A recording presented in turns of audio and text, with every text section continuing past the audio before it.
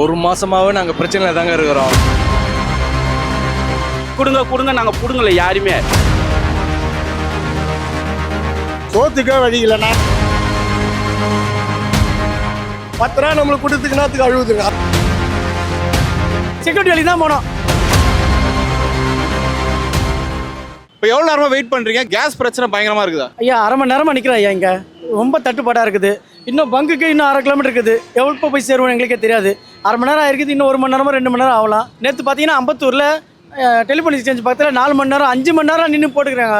பத்தாத்துக்கு 60 ரூபா விற்றுந்த கேஸ் அங்கே 100 ரூபா. சொல்ல முடியாது, இத்தி ரேட் எத்தனாலும் ஏற்றிடுவாங்க. எங்கள் சூழ்நிலை ரொம்ப பாதிக்கப்படுது. ஒரு 10 ரூபா கேஸ் விலை ஏறிச்சு மேடம், ஒரு 10 ரூபா சேர்த்து கொடுங்க அப்படின்னா ஏன் எதுக்கு கேட்குறீங்க? சிஎன்ஜி வண்டிக்காரங்களாம் கட்ட போகிறாங்களே, நீங்கள் ஏன் கேட்குறீங்கன்னு சொல்லிட்டு நம்மளை கேள்வி கேட்குறாங்க. சிஎன்ஜி கிடைக்குது, அவங்க நார்மல் ரேட்டு போயிடுறாங்க. எங்களுக்கு கிடைக்க மாட்டேங்குது. 60 ரூபா விற்றுந்த கேஸ் இப்போ 100 ரூபாய்க்கு விற்றா 40 ரூபாய் ஏறுது. அந்த 40 ரூபா நாங்கள் எங்கே போய் சமாளிக்கிறது? கஸ்டமர் கிட்ட தான் நாங்கள் கேட்க முடியும். 10 ரூபா தான் கேட்டேன், அதிக மேலே கேட்கல. 10 ரூபாய் 20 ரூபாய் சேர்த்து கொடுங்க மேடம்னா ஏன் கொடுக்கணும், எதுக்கு கொடுக்கணும், 1008 கேள்வி கேட்குறாங்க. எங்களோட பிரச்சனையை வெளியே சொல்ல முடியாத அளவுக்கு பிரச்சனை இருக்குது. திட்டுறது ஒரு பக்கம் இருக்கட்டும், ஏன்னா திட்டு வாங்கி பழக்கமாகி போச்சு. நம்ம பிரச்சனை நமக்கு தான் தெரியும். சொல்கிறவங்க 1000 சொல்லுவாங்க. கிட்டத்தட்ட ஒரு 200 வண்டி நிற்க சார். இந்த சைடு அந்த சைடை பார்க்க சொல்ல எப்படி மிஞ்சி ஒரு 2 ஹவர் 3 ஹவர் ஆயிப்பது போகிறதுக்கு. குடும்பத்தை எப்படி காப்பாற்ற முடியும்? பசங்கள்லாம் எப்படி படிக்க வைக்க முடியும்? ஒன்றையும் பண்ண முடியாத சூழ்நிலை ஆச்சு. காலையில எந்திரிச்சோன்னே எல்லாரும் பொழப்ப தான் பார்ப்பாங்க. இப்போ காலையில எப்படி நின்னீங்கன்னா காலையில இப்படி நிற்க வேண்டிய சூழ்நிலை சார். ஒருத்தர் 4 மணிக்கெல்லாம் வந்து நிற்கிறவங்களாம் இருக்கிறாங்க. ஏன்னா போட்டதானே ஏதோ 1 2 குடும்பத்துக்காவது ஓட்டி போக முடியும். இல்லாட்டி அது ஒன்றும் பண்ண முடியாது. இப்போ போட்டுன்னு போகிறதுக்கு 12 1 ஆகிடும். அதுக்கப்புறம் என்ன ஓட்டுறது? ஆஃபீஸ் டைம்லாம் முடிஞ்சு போகுது. ஒன்றுமே பண்ண முடியாத சூழ்நிலை ஆகிடுச்சு. எவ்வளோ நல்லா இருக்கு இந்த பிரச்சனை? கிட்டத்தட்ட 1 வாரம் 10 நாளாக இருக்குது சார். இது அந்த என்னைக்கு வார் ஸ்டார்ட் ஆச்சு அதுலேருந்து வர்றது கிடையாது. அதுலேருந்து ப்ராப்ளமாக தான் இருக்குது. வீட்டு சிலிண்டராக ஓரளவுக்கு ஒரு 25 நாள் கழிச்சு புக் பண்ணால் ஒரு 10 நாள் வருது. இதுதான் சார் ரொம்ப கஷ்டமாக இருக்குது. இது தட்டுப்பாடாகவே இருந்தால் என்ன ஆகும்? ஒன்றும் ஆட்டோ ஓட்ட முடியாது.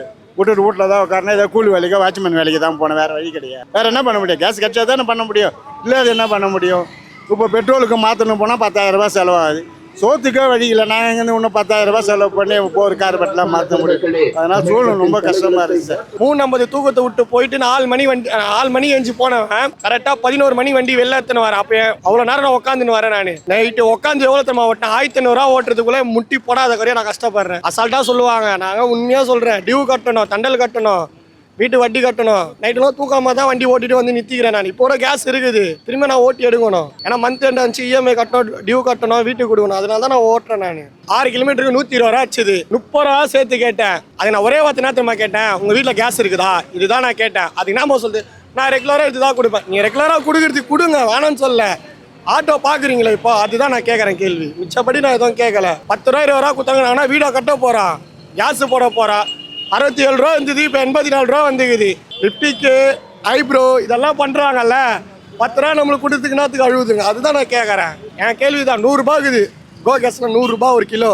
3 கிலோ போட்டால் எங்கே போச்சு? 67 ரூபா எங்கே இருக்குது, 100 ரூபா எங்கே இருக்குது? அதுதான் நான் கேட்குறேன். இப்படியே போச்சுன்னா ரொம்ப சிரமம். கஷ்டம்ண்ணா. நானே பெட்ரோலை மாற்ற போகிறேண்ணா. பெட்ரோலை மாற்ற இப்போ இவ்வளோ நேரம் நின்று சவாரி ஓட்ட ஒரு 300 ரூபா கிடைக்கும் எனக்கு. எங்களுக்கு வாழ்வாதாரம் பாதிக்குன்னு சொல்லிட்டு போராட்டம் மறியல் எல்லாமே பண்ணியிருக்கோம். யாரும் கண்டுக்க மாட்டாங்க. ஆட்டோக்காரங்கன்னா பாதிக்கப்படுறோம். பொதுமக்கள் இந்த மாதிரி அவங்க சேஃப்டியாராக இருக்காங்க. பொதுமக்கள் யார் பாதிப்பு? யாராச்சும் ஒருத்தங்க கொண்டு வந்து காட்ட சொல்லுங்க. ஆட்டோக்காரங்களை கொண்டு வந்து காட்டுறோம். வாழ்வாதாரமே இல்லை. ஒரு வேளை சாப்பாடுக்கு ஒரு வேலை 4 வேலைக்கு போனால், ஒரு வேளை சாப்பாடுக்கு ஒரு 4 வேலைக்கு போனோம். அப்போனா 3 வேளை சாப்பாடுக்கு அது 10,000 இஎம்ஐ கடை, இது வீட்டு வாடகை எல்லாமே இருக்கு.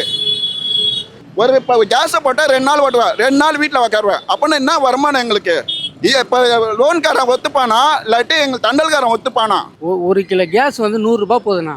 எங்களுக்கு வந்து இந்த ஓலா, ஊபரு, ரேபிட்டோலாம் வந்து 12 ரூபா 13 ரூபா போடுறாங்க. நாங்கள் எப்படி எங்களுக்கு ஓட்ட முடியும்? எக்ஸ்ட்ரா கேட்டால் பிளாக் பண்ணி விட்றாங்க. எப்படி தான் ஒன்றும் புரியல. பார்க்குறீங்கல்ல நீங்களே எவ்வளோ கியூ நிற்குதுன்னு பார்க்குறீங்கல்ல. இப்படி தான் போயிடுது எங்கள் பொழப்பு.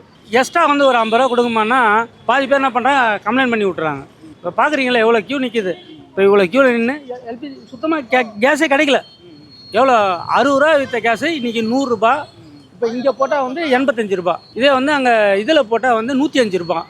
கோ கேஸில் போட்டால் 100 ரூபா. இப்போ நாங்கள் எப்படி நாங்கள் ஓட்ட முடியும்? 12 ரூபா 13 ஒரே மாதிரி இல்லை எங்கேயுமே இல்லை. அது இங்கே போட்டால் வந்து 85 ரூபா.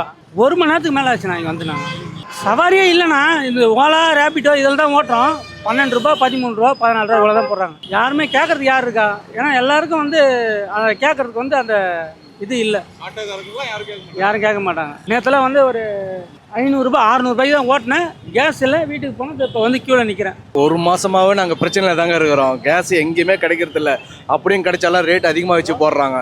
இந்த கோ கேஸ்லாம் பார்த்தீங்கன்னா 105 120 அந்த மாதிரி ரேஞ்செலாம் வைக்கிறாங்க. ஆனால் நாங்கள் படுற பாடு எங்களுக்கு தான் தெரியும். ஒவ்வொருத்தரும் என்னென்ன பாடு பாருங்க. இப்போ நாங்கள் வந்து காட்டுப்பாக்கத்துலேருந்து வந்து போடுறேன். இங்கே வந்து நின்று 1 மணி நேரம் ஆகுது வந்து நின்று. இப்போ இன்னும் ஒரு ஹவர் ஆகும் எங்களுக்கு இன்னும் போட்டு முடியறதுக்கு. நாங்கள் வாழ்வாதாரம்லாம் பாதிக்கப்படுது. எங்களுக்கு மீட்டரும் ஏற்றி கொடுக்க மாட்டேங்கிறாங்க. மீட்ரு ஆரம்பத்தில் உள்ள மீட்ரு தான், ஒன்றும் ஏற்றி கொடுத்த பாடு கிடையாது. எங்களோட பாடு இந்த மாதிரி திண்டாட்டமாக இருக்குது. வாழ்வாதாரம் ரொம்ப பாதிக்கப்படுது. 1 மணி நேரம் 2 மணி நேரம்லாம் பரவாயில்ல, 4 ஹவர்லாம் நேற்று நின்று போட்டிருக்காங்க. 4 ஹவர் நின்று கூட அதோட கேஸ் கிடைக்காது. இப்போ நான் கிட்ட போய் கேஸ் இல்லைன்னா திருப்பி எங்களோட வாழ்வு அவ்வளோதான், திருப்பி வேறு பங்கு தேடி போகணும். இதுதான் எங்களுடைய வாழ்வாதாரமாக இருக்குது. எதுவுமே பண்ண முடியாது, எதுவுமே கிடையாது. சவாரி எதுவுமே கிடையாது. சாப்பாடு டீ அதெல்லாம் எதுவுமே பார்க்க முடியாது. லைனை தள்ளிக்கிட்டே 4 ஹவர் போய்கிட்டே இருக்க வேண்டியதான், தண்ணியை குடிச்சிக்க வேண்டியதான். இதுதான் வாழ்வாதாரம் எங்களுக்கு. டீ தான். இப்போ டீ சாப்பிட்டு வந்து தான் எல்லாரும் வண்டி தள்ளிட்டு இருக்கோம். இப்போ இங்கே வந்து 7:30 நின்னோம். மணி 9 ஆகுது, 1:30 ஆயிடுச்சு. இன்னும் அங்கே போகிறதுக்கு 1 மணி நேரம் ஆகும். இதுக்கு மேலே எப்போ போகணும்னு எங்களுக்கே தெரியாது. ஸ்கூல் சவாரி ஒரு பக்கம் கேன்சல் ஆயிடுச்சு. வேறு சவாரி மாற்றி அமுச்சு விட்ருக்கோம். ஆட்டோ டிரைவருங்களை யார் வச்சுருக்காங்களோ அவங்ககிட்ட போகிறோம். சிஎன்ஜி தட்டுப்பு இல்லாமல் கிடைக்கிறதுனால அவங்க போயிடுறாங்க ஈஸியாக. எங்களுக்கு எல்பிஜினால ரொம்ப கஷ்டப்படுறோம். வீட்டில் பல பிரச்சனை இருக்குது. எப்போ ஒரு 1000 ரூபாய் 500 ரூபாய் 800 ரூபாய் ஓட்டுவோம். இப்போ பார்த்தீங்கன்னா இதில் நிற்கிறதுக்கு ஒரு 2 நாளைக்கு ஒருத்தர் இங்கே வந்து நிற்க வேண்டியதாக்குது. ரொம்ப பிரச்சனையாக்குது. வெளியே சொல்ல முடியாத அளவுக்கு பிரச்சனை இருக்குது. மக்களும் கஷ்டப்படுறாங்க. ஏன்னா அவங்களுக்கும் இப்போ இந்த விலை ஏறதுனால நாங்கள் ஏற்றுறோம். நாங்கள் ஏறதுனால பொதுமக்களை பாதிக்கப்படுறாங்க, இல்லைன்னு சொல்லலை. ஆனால் இருந்தாலும் நாங்கள் ஏமாத்தலை. நாங்கள் ஏமாத்தினா தான் தப்பு. இங்கே ஏற்றதுனால நாங்கள் ஒரு 10 ரூபா சேர்த்து கேட்குறோம். இருந்தாலும் அவங்க தலை தான் போய் விடியுது. அவங்க கஷ்டம் தெரியுது. இருந்தாலும் கேட்காம இருக்க முடியுது எங்களாலையும். எங்கள் பிரச்சனை அப்படி இருக்குது. திடீர்னு எங்கேயோ ஒரு இடத்துல நின்றுச்சுன்னா கூட கிடைக்காதா? வேறு வழி இல்லை, டோ பண்ணி தான் போனோம்.